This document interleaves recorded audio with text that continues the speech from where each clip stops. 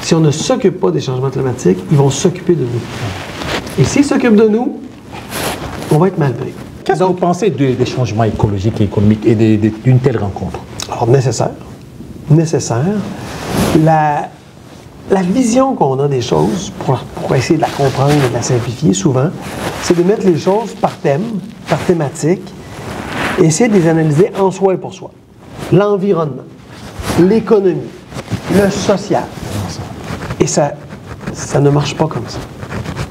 C'est comme si on disait à un individu, tu es juste, comme je disais tantôt, une force de travail. Mais non, l'individu est aussi un humain, un papa, une maman, un ami, un conjoint, un frère, une sœur.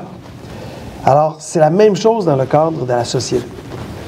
Présentement, les changements climatiques sont quelque chose qui nous bouscule, qui nous bouleverse, et pour lequel nous vivons les impacts déjà.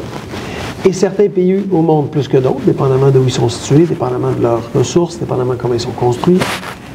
Mais en plus, les scientifiques nous disent que ça va s'amplifier. Alors, il faut faire quoi? Il faut accélérer notre capacité à réparer nos villes, à s'adapter.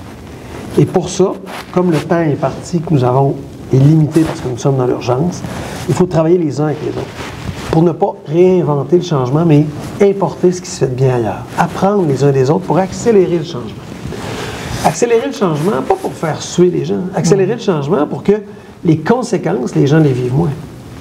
Les conséquences des changements climatiques, que ce soit la chaleur extrême, que ce soit les pluies diluviennes, que ce soit les météos complètement bousculantes, les grands événements traumatisants comme les tornades, les différents événements liés aux ouragans, comment on fait pour mieux se protéger? Comment on fait pour mieux protéger nos citoyens pour éviter qu'ils vivent trop de conséquences de ça? Alors ça, c'est la première chose. La deuxième, c'est que c'est aussi économique. Churchill disait la phrase suivante. Avec le changement, vous avez deux choix. Ou vous le prenez par la main maintenant. Oui, ça va vous obliger à vous déplacer. Mais vous le prenez par la main et ça se fait relativement paisiblement. Ou vous attendez. Moi, je ne veux pas bouger, j'aime ma vie, je ne veux rien changer, je reste sur place. Et là, Churchill disait, qu'est-ce qui va arriver? Mais le changement, il va vous prendre à la gorge. Et là, vous n'aurez plus le choix. Et là, la balade sera beaucoup moins bucolique, sera beaucoup moins tranquille. Vous allez être pris à la gorge, puis vous allez être obligé d'agir dans la crise, dans l'urgence, face à la détresse. Réparer des routes, améliorer des tuyaux, quand on le fait en prévention, ça coûte 7 à 10 fois moins cher. Attendre la catastrophe, le débordement des rivières, les pluies diluviennes, le fait que les infrastructures ne répondent plus aux besoins, lorsqu'on doit le faire parce qu'elles ont été brisées par des événements climatiques traumatisants, c'est 7 à 10 fois plus cher. Et en plus de toutes les conséquences sur les citoyens. Alors, oui, l'économie doit s'adapter. Oui, l'économie doit innover. L'innovation va aussi être une source pour nous sauver. Et pour ça, ça suppose de travailler ensemble. Ça suppose de communiquer, de partager nos bons coups, partager nos réussites, partager nos mauvais coups. Faire en sorte qu'on partage nos mauvais coups, qu'on puisse apprendre les uns des autres.